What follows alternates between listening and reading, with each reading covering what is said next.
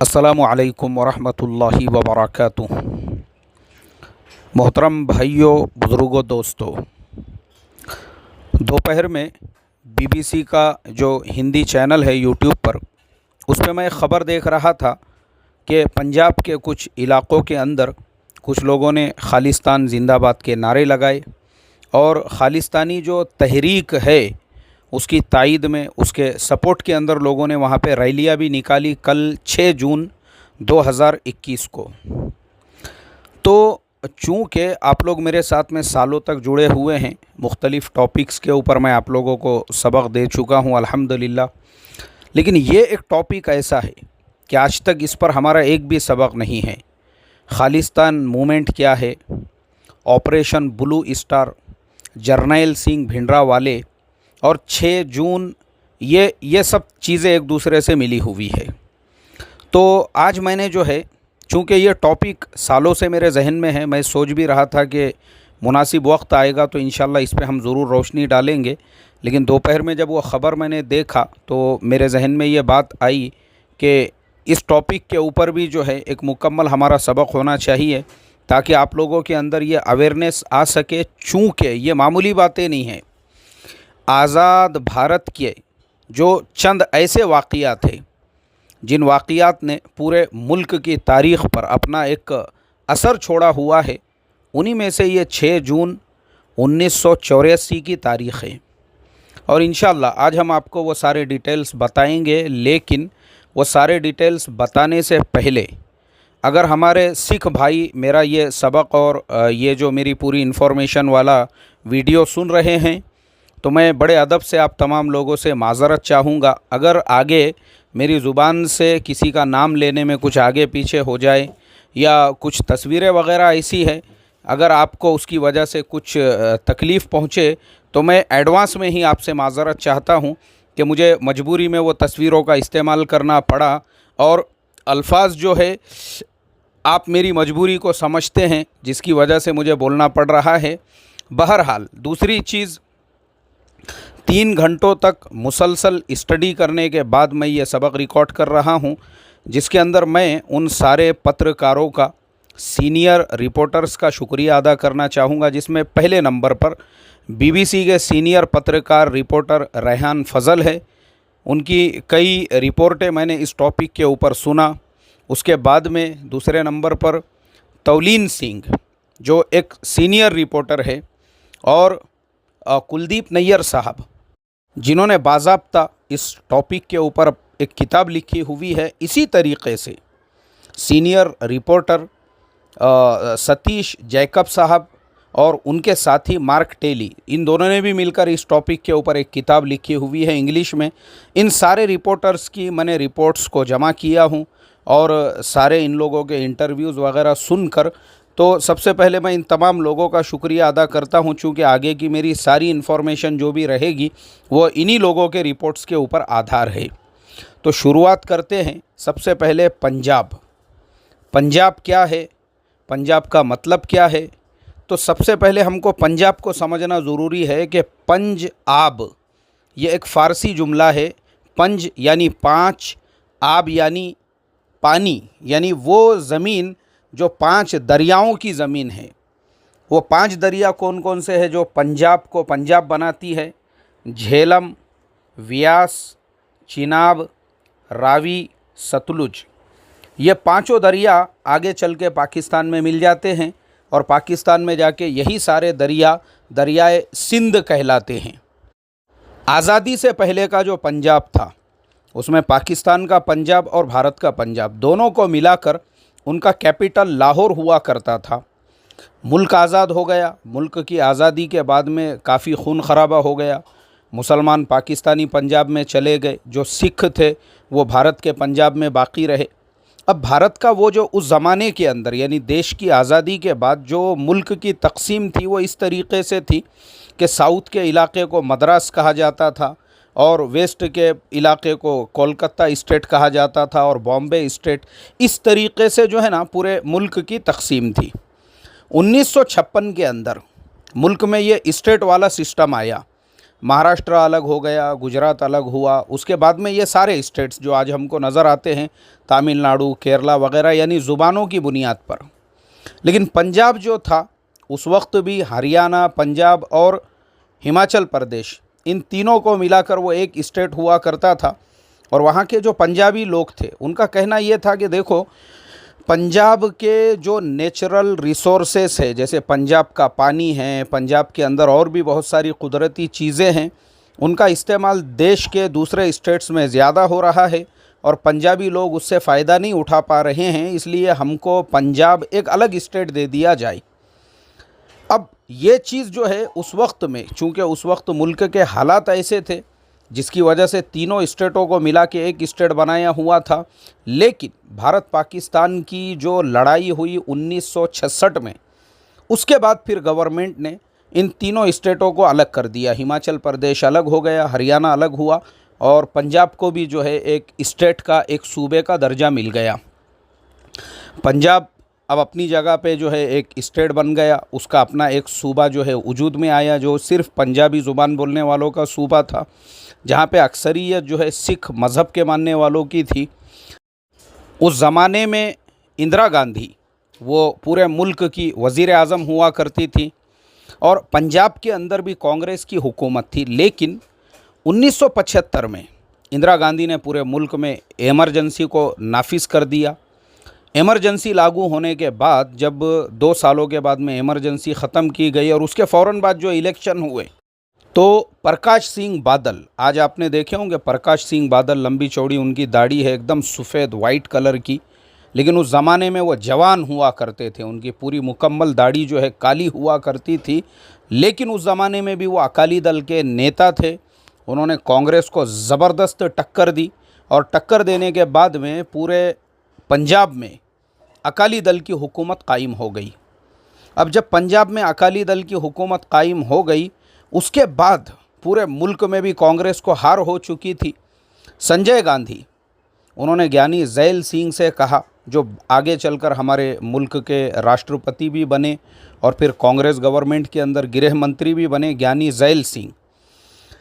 संजय गांधी ने उनसे ये कहा कि हमको कोई ऐसा आदमी पंजाब के अंदर चाहिए जो अकालियों को टक्कर दे सके और हम उसको हर तरह का सपोर्ट करेंगे, उसको फाइनेंशियल सपोर्ट करेंगे, उसको आर्म्स के एतबार से सपोर्ट करेंगे, हर एतबार से हमारा उसको सपोर्ट रहेगा। ज्ञानी ज़ैल सिंह ने कहा कि देखो, पंजाब में फ़िलहाल तो एक आदमी ऐसा है और उनका नाम था जरनैल सिंह भिंडरावाले, जो उस वक्त में जो दमदमी टकसाल है उसके हेड हुआ करते थे, उसके चीफ हुआ करते थे। अच्छा, दमदमी टकसाल क्या है? दमदमी टकसाल ये वो जगह है जहाँ पे सिखों के 10वें गुरु गोविंद सिंह ने ये ऐलान कर दिया था कि अब हमारा जो 11वां गुरु रहेगा, यानी गुरु ग्रंथ साहिब, आगे हमारे गुरु वही रहेंगे और गुरु ग्रंथ साहिब को ही हम अपना गुरु मानते हैं। तो जो 10वें गुरु थे गुरु गोविंद सिंह, उनके बाद से गुरु ग्रंथ साहिब, वही सिख मज़हब का जो है वो ग्रंथ है, वही गुरु है। अब 1980 में जो इलेक्शन हुए तो पूरे मुल्क का माहौल बदल चुका था। इंदिरा गांधी को उस ज़माने में 529 सीटों में से तकरीबन 350 सीटें मिली। पूरी लीड के साथ उन्होंने अपनी हुकूमत सेंट्रल के अंदर बना दी और सेंट्रल के साथ साथ जो पंजाब था, पंजाब के अंदर भी जो है कांग्रेस की हुकूमत बन चुकी थी। लेकिन कांग्रेस ने जिनको वज़ीर आज़म बनाया था, दरबारा सिंह, वो भिंडरावाले के सख्त मुखालिफ थे। और उसी ज़माने में, यानी उसके 1 साल के बाद में 1981 में पूरे मुल्क के अंदर मरदमशुमारी यानी जनगणना का एक सिलसिला शुरू हुआ और जनगणना का जो फॉर्म था उसके अंदर आपको अपनी जो मदर टंग है, जो अपनी मादरी ज़ुबान है, वो भी लिखना पड़ती थी। अब चूँकि पंजाब वो सूबा जहाँ पे पहले ही पंजाबी लोग ये चाहते थे कि हमको हमारे पहले तो स्टेट के जो रिसोर्सेस है वो अदर स्टेट इस्तेमाल कर रहे हैं, जिसकी वजह से हम लोगों ने जैसी तरक्की करना चाहिए वो नहीं हो रही है और हम पंजाबियों को जो दर्जा मिलना चाहिए था वो दर्जा नहीं मिल रहा है, पंजाबी ज़ुबान को जो दर्जा मिलना चाहिए था वो दर्जा नहीं मिल रहा है। ये एहसास ऑलरेडी पंजाबी लोगों में था और पंजाब वो स्टेट था, चूँकि 2 स्टेट अलग अलग हो चुके थे, हरियाणा और पंजाब, और तीसरा जो मैंने कहा कि हिमाचल प्रदेश। अब चूँकि इसमें भी मज़हब और ज़ुबान दोनों की बुनियादों के ऊपर ये तकसीम हुई थी। हरियाणा में सारे हिंदू आ गए थे और वो लोग जो है हरियाणवी टाइप की जो हिंदी है वो बोला करते हैं। पंजाब के अंदर सिख वो पंजाबी बोलते हैं, लेकिन जो बचे कुचे हिंदू पंजाब के अंदर थे वो अब भी हिंदी ज़ुबान बोला करते थे। तो जर्नैल सिंह भिंडरावाले और उनके लोगों ने पूरे स्टेट्स के अंदर एक ऐसी मुहिम छेड़ी कि लोग मदर टंग यानी मादरी ज़ुबान के कॉलम में पंजाबी ही लिखे। पंजाबी लिखने से पंजाबी ज़ुबान का एक अपना उसको एक मकाम मिलेगा, मर्तबा गवर्नमेंट पे प्रेशर होगा कि पंजाबी ज़ुबान बोलने वाला इतना बड़ा तबका हमारे देश में रहता है, और जो भी ज़ुबान के एतबार से हमारे मुल्क के अंदर फ़ायदे गवर्नमेंट से हासिल किए जा सकते थे। उसी ज़माने में अमृतसर से पंजाब केसरी वो आज भी एक न्यूज़पेपर निकलता है, उसके जो चीफ़ एडिटर हुआ करते थे उनका नाम था लाला जगत नारायण।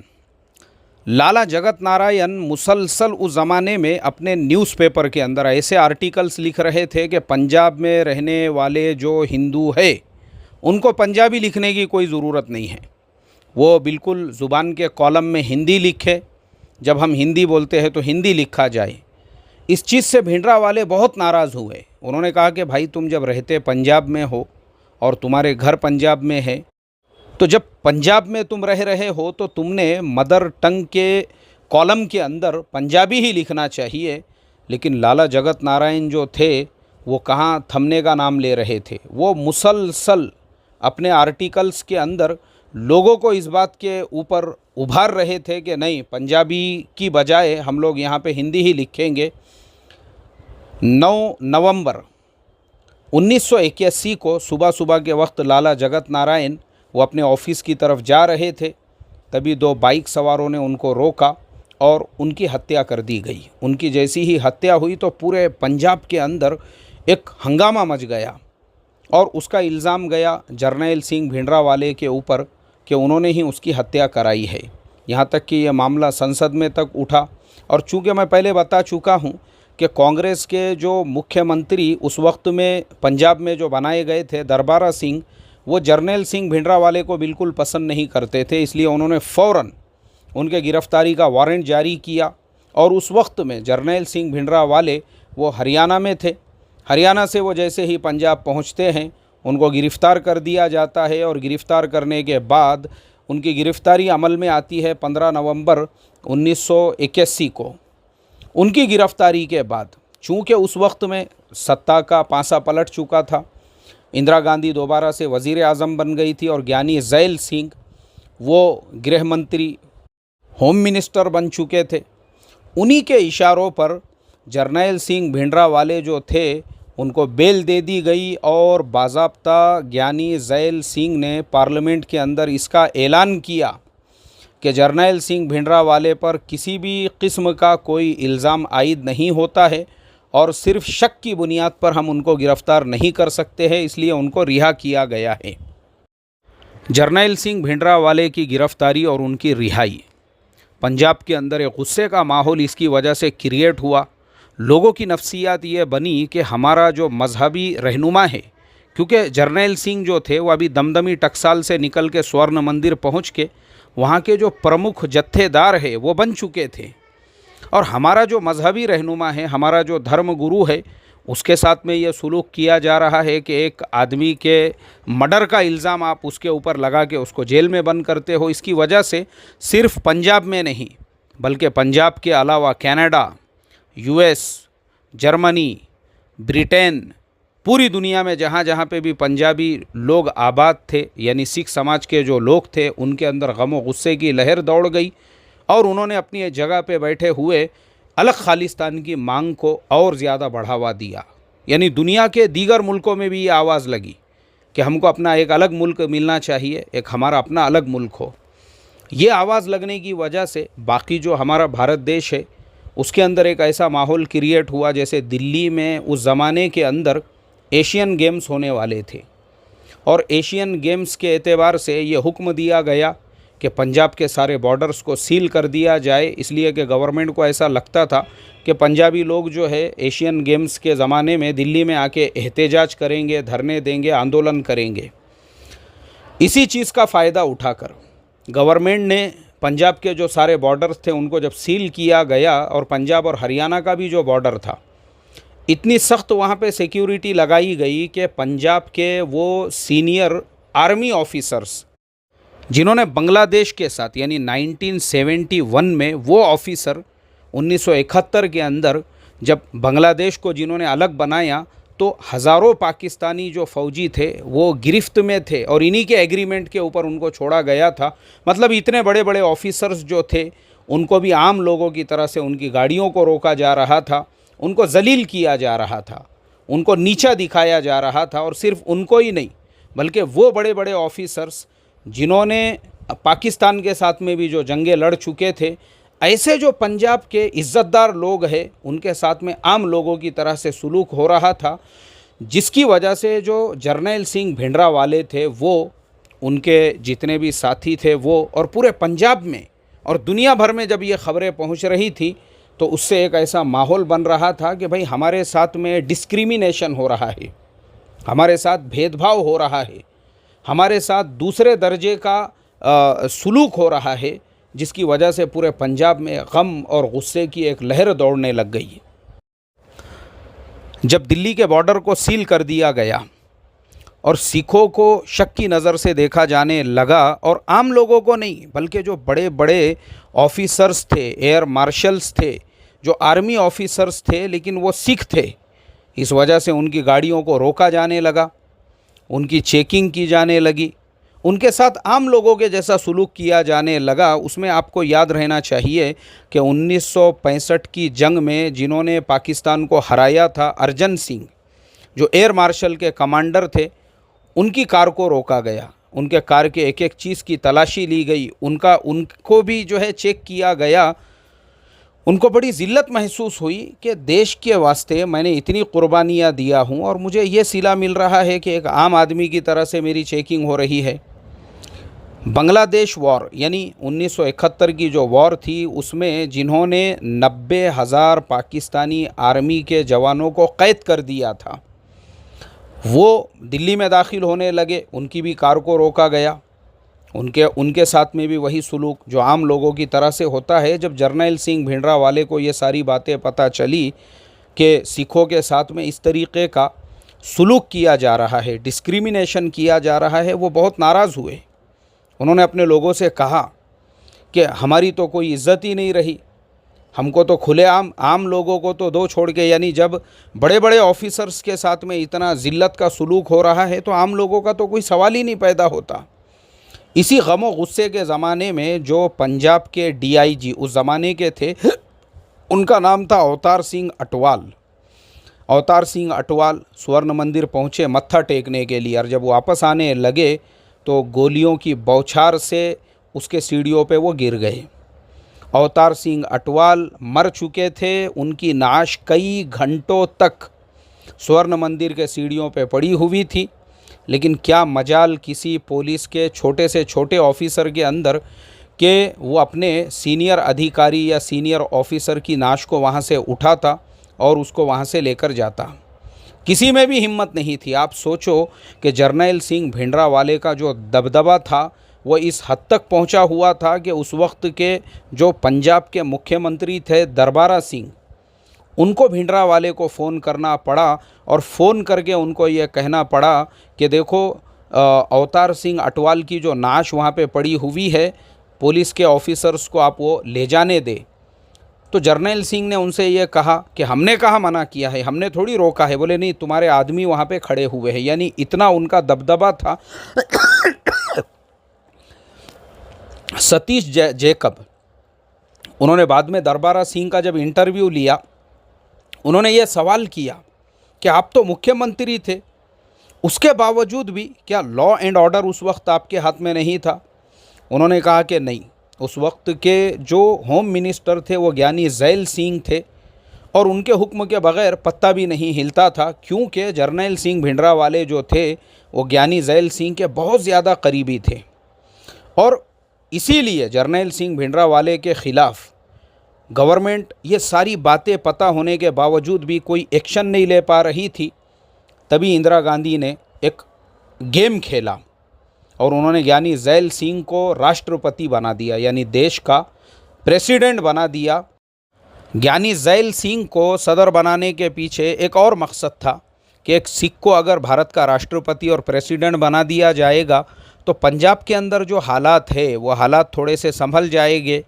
लेकिन हालात वहाँ पे क्या संभलते, हालात और बिगड़ने लगे, इसलिए कि जो अकाली थे 1973 का जो आनंदपुर साहिब रेजोल्यूशन था, उनका कहना यह था कि उसको लागू किया जाए। गवर्नमेंट उसको लागू करने के लिए तैयार नहीं थी, और जब गवर्नमेंट उसको लागू करने के लिए तैयार नहीं हुई तो अकालियों ने गिरफ्तारियां देना शुरू कर दी और एक महीने में 30,000 से ज़्यादा अकालियों ने गिरफ्तारियां दे दी। पूरे पंजाब के हालात बिगड़े हुए थे और इन्हीं बिगड़े हुए हालात के दरमियान में एक ऐसा वाक़या पेश आया जिसने हालात को और बिगाड़ दिया, और वो वाक़या ये था 5 अक्टूबर 1973 की रात में कपूरथला से एक बस जालंधर की तरफ जा रही थी। उस बस को रात के अंधेरे में रोका गया। उस बस के अंदर से जितने लोग थे उनमें से सिर्फ हिंदुओं को उस बस से बाहर निकाला गया, लाइन से उनको बिठाया गया और उनके बीवी बच्चों के सामने उनको गोलियों से भून दिया गया और 6 हिंदुओं की इस हादसे के अंदर जान चली गई। इस वाक़ये के फ़ौरन बाद जो सीनियर जर्नलिस्ट थी तौलीन सिंह, उन्होंने डायरेक्टली भिंडरावाले का इंटरव्यू लिया और उन्होंने भिंडरावाले से ये सवाल किया कि जो लोग मारे गए वो सारे के सारे हिंदू थे, तो मारने वाले कौन लोग थे? कहा यह जा रहा है कि वो आपके लोग थे। भिंडरावाले ने कहा कि आपके पास अगर इसका कोई प्रूफ है, सबूत है तो आप बताइए।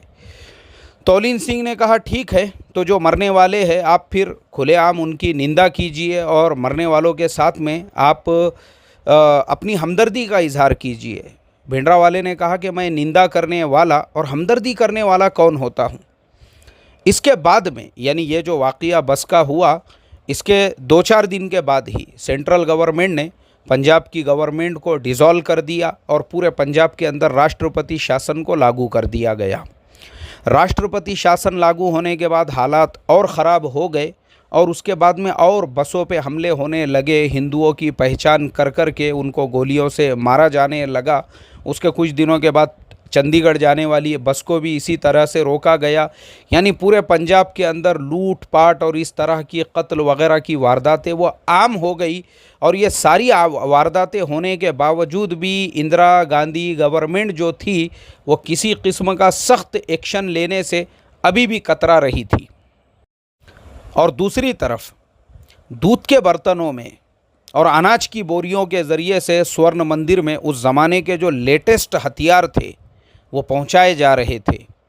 जनरल सिंह भिंडरावाले ने एक अच्छा खासा हथियारों का ज़ख़ीरा अपने पास में महफूज करके रख दिया था और 15 दिसंबर 1983 को उन्होंने अकाल तख्त पे भी कब्ज़ा कर लिया। अकाल तख्त की जो अहमियत है उसको हमने समझना ज़रूरी है कि सिख मज़हब की वो सबसे ज़्यादा मुक़द्दस जगह है। यानी आप सोच सकते हैं कि अकाल तख्त को जो बनाया गया था उस ज़माने में, यानी 16वीं सदी के अंदर उस ज़माने के जो मुग़ल शहंशाह थे उनका जो तख्त था उससे भी उसको जो है चंद फिट के ऊंचाई पर बनाया गया था, ताकि सिख मज़हब का ऐसा अक़ीदा था कि मज़हब की जो जगह है वो बादशाह की जगह से भी ऊंची होना चाहिए। प्राइम मिनिस्टर इंदिरा गांधी पंजाब के मसले को लेकर बहुत ज़्यादा टेंशन में थी। उनको समझ में नहीं आ रहा था कि क्या किया जाए, क्योंकि पंजाब 2 हिस्सों में बँट चुका था। एक तरफ तो अकाली थे जो 1973 का जो आनंदपुर साहिब रेजोल्यूशन था वो पास कराने पर तुले हुए थे। दूसरी तरफ जर्नैल सिंह भिंडरावाले और उनके लोग थे जो खालिस्तान से कम किसी चीज़ पे तैयारी नहीं थे। अब दोनों को समझाना है, तो इंदिरा गांधी ने उस वक्त के जो विदेश मंत्री थे नरसिम्हा राव, उनको मुतकल्लिम बनाकर जो अकाली दल के उस वक्त के सदर थे हरचरण सिंह लोंगेवाल, उनके पास में भेजा। नरसिम्हा राव पंजाब गए, उन्होंने हरचरण सिंह लोंगेवाल से मुलाकात की, बात की और कहा कि देखो सेंट्रल गवर्नमेंट ये चाहती है कि चंडीगढ़ पंजाब को दे दिया जाए और आबोहर वो हरियाणा को।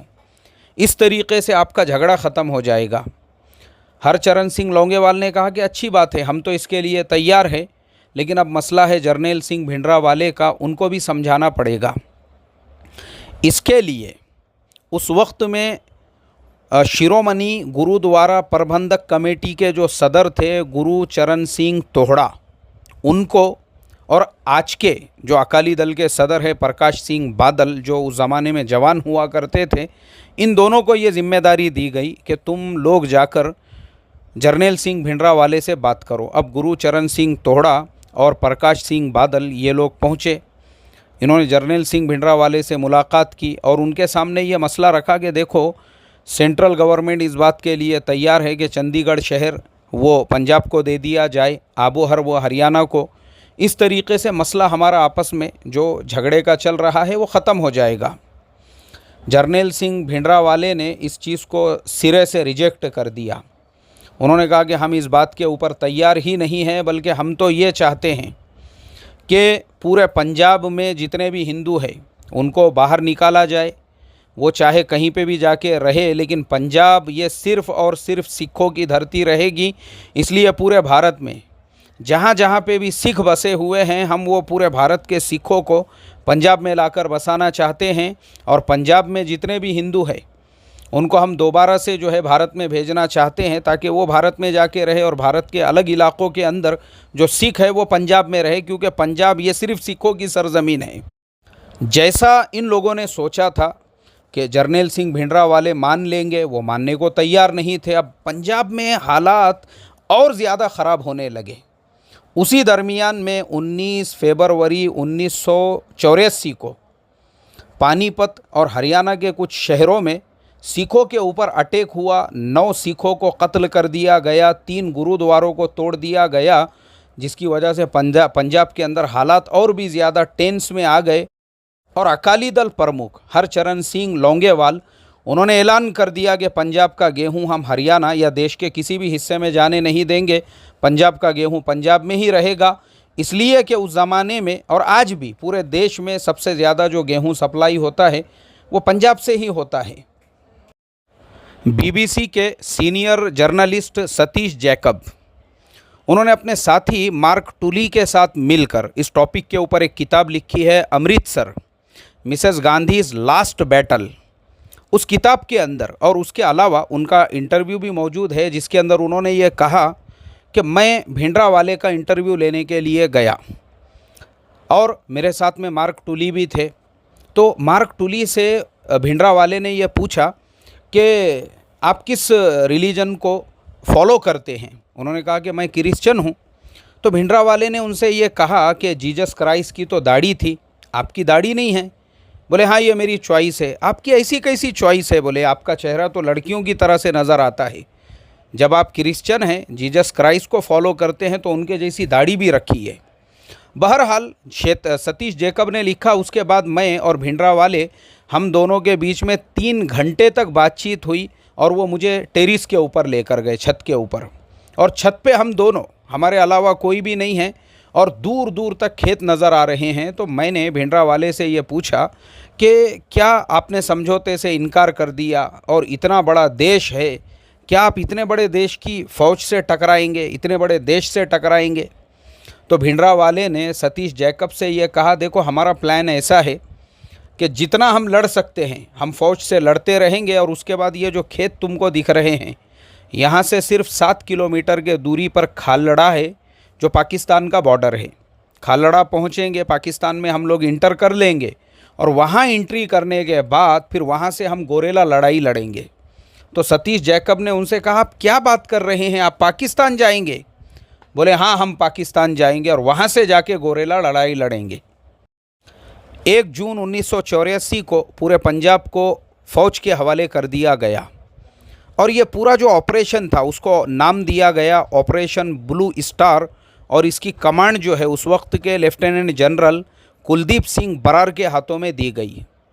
कुलदीप सिंह बरार इसको लीड कर रहे थे, और 2 जून 1984 को उस वक्त की प्रधानमंत्री इंदिरा गांधी, वो टीवी चैनल पर आती है और टीवी चैनल पर आने के बाद उन्होंने पूरे देश के सामने इस मसले को रखा और कहा कि देखो पंजाब के हालात ऐसे हो चुके हैं जिसकी वजह से हमको पंजाब को फ़ौज के हाथों में सौंपना पड़ रहा है, और बातों के लिए यानी जो मसले बातों से हल हो सकते हैं उसके लिए बिल्कुल हमारे सामने ऑप्शन खुले हुए हैं।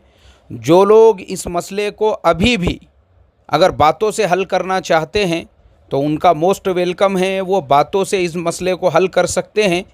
लेकिन जनरल सिंह भिंडरावाले जो उस वक्त में एक प्रेस कॉन्फ्रेंस ले रहे थे और सतीश जैकब जो उस कॉन्फ्रेंस के अंदर मौजूद थे, उन्होंने कहा कि मैंने भिंडरावाले से ये सवाल किया कि देखो अभी तो पूरा पंजाब फ़ौज के हवाले हो चुका है और फ़ौज जो है वो आगे बढ़ती जा रही है, स्वर्ण मंदिर को भी फ़ौज अपने घेराव में ले लेंगी।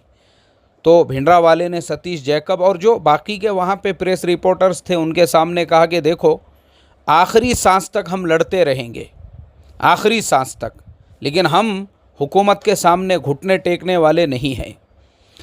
3 जून 1984 को जितने भी पत्रकार प्रेस रिपोर्टर्स अमृतसर शहर के अंदर थे उनको शहर छोड़ने का हुक्म दिया गया। सारे पत्रकार शहर से बाहर हो गए और 4 जून 1984 को स्वर्ण मंदिर को चारों तरफ से घेर लिया गया। 5 जून 1984 को दोनों तरफ से फायरिंग शुरू हो गई। फायरिंग भी इतनी ख़तरनाक हुई कि जो अकाल तख्त है उसको नुकसान पहुंचा। उसके अलावा वहाँ पे जो किताबों की एक लाइब्रेरी थी उसको आग लग गई। गवर्नमेंट ने बाद में सिख समुदाय से ये कहा कि अकाल तख्त का जो नुकसान हुआ है हम बना कर देंगे, लेकिन सिख कम्युनिटी ने इससे इनकार किया। उन्होंने कहा कि हम खुद अकाल तख्त को जैसा था वैसा बना लेंगे, हमको गवर्नमेंट के ताउन की और गवर्नमेंट के पैसों की ज़रूरत नहीं है। 6 जून 1984 सुबह से लेकर शाम तक यानी 5 जून की जो फायरिंग थी उसके बाद जो लेफ्टिनेंट जनरल कुलदीप सिंह बरार थे उन्होंने टैंक मंगाने का हुक्म दिया। उन्होंने कहा कि जो टैंक है टैंक उससे हम चारों तरफ से अटैक और हमला करेंगे, इसलिए कि बंदूकों से मसला हल नहीं हो रहा है। तो स्वर्ण मंदिर के चारों तरफ से टैंक लगा दिए गए और टैंक से अटैक शुरू हो गया। एक्चुअल में उस जो जर्नल सिंह भिंडरावाले थे उनको ये लगता था कि फ़ौज कभी भी स्वर्ण मंदिर के अंदर दाखिल नहीं हो सकती है, क्योंकि ज्ञानी ज़ैल सिंह जो उनके ख़ास थे वो उस वक्त देश के राष्ट्रपति थे। लेकिन हैरत की बात कि ज्ञानी ज़ैल सिंह को इस पूरे ऑपरेशन के बारे में बताया ही नहीं गया, और जब ज्ञानी ज़ैल सिंह को इसके बारे में पता चला तो उन्होंने डायरेक्टली प्रधानमंत्री इंदिरा गांधी से मुलाकात की और कहा कि ये जो इतना बड़ा ऑपरेशन और इतना बड़ा फ़ैसला लिया गया मुझे उसके बारे में नहीं बताया गया। बहरहाल स्वर्ण मंदिर के चारों तरफ से बड़े बड़े टैंक लगा दिए गए और टैंक से अटैक किया गया। जर्नल सिंह भिंडरावाले और उनके जो साथी थे वो मुसलसल इन हमलों का जवाब देते रहे और 6 जून 1984 का जो पूरा दिन था कंटिन्यूसली दोनों तरफ से फायरिंग होती रही और रात को जर्नल सिंह भिंडरावाले की नाश वो फौजी ऑफिसरों के हाथ में लगी तो पता चला कि अब जर्नल सिंह भिंडरावाले वो मारे जा चुके हैं। उनके मौत की पुष्टि होने के बाद में अगले दिन 7 जून 1984 को ऑपरेशन ब्लू स्टार के तहत स्वर्ण मंदिर के अंदर से जो हथियार वगैरह थे उसका बहुत बड़ा ज़ख़ीरा था और जितने लोग अंदर जो है और जो बाकी थे उनके और फ़ौज के दरमियान में अगले और कुछ दिनों तक फायरिंग चलती रही। और उसी दरमियान में 8 जून 1984 को राष्ट्रपति ज्ञानी ज़ैल सिंह जब उसके मुआयने के लिए पहुँचे तो उनके ऊपर भी फायरिंग हुई। इस तरीके से जो ऑपरेशन ब्लू स्टार था वो 10 जून 1984 को पूरी तरह से ख़त्म कर दिया गया। टोटल जो मरने वाले थे आर्मी के 83 जवान इसमें मारे गए, 250 से ज़्यादा ज़ख्मी हुए। इसके अलावा जो जर्नल सिंह भिंडरावाले और उनके साथी थे कहा यह जाता है कि उनकी तादाद 492 थी, लेकिन लोगों का कहना यह है कि इससे बहुत ज़्यादा तादाद में लोगों की वहाँ पे जाने गई है। और एक ख़बर ऐसी भी आई थी कि जो जर्नल सिंह भिंडरावाले हैं वो पाकिस्तान पहुँच चुके हैं। पाकिस्तान टेलीविज़न इस तरह की ख़बरें दिखा रहा था कि 30 जून 1984 को हम खुद जर्नैल सिंह भिंडरावाले को टीवी पर लाएंगे और पूरी दुनिया के सामने आकर वो पूरी दुनिया को बताएंगे कि वो ज़िंदे हैं। लेकिन कुलदीप सिंह बरार जो इस पूरे ऑपरेशन ब्लू स्टार को लीड कर रहे थे, उन्होंने कहा कि जर्नैल सिंह भिंडरावाले की जो नाश थी उनके रिश्तेदारों के हवाले कर दी गई, उनके जो मानने वाले थे उनको उसके दर्शन कराए गए। और 31 अक्टूबर 1984 को इस पूरे ऑपरेशन ब्लू स्टार की कीमत उस वक्त की प्रधानमंत्री इंदिरा गांधी को अपनी जान देकर चुकाना पड़ी। ये वाक़या हम फिर कभी बयान करेंगे।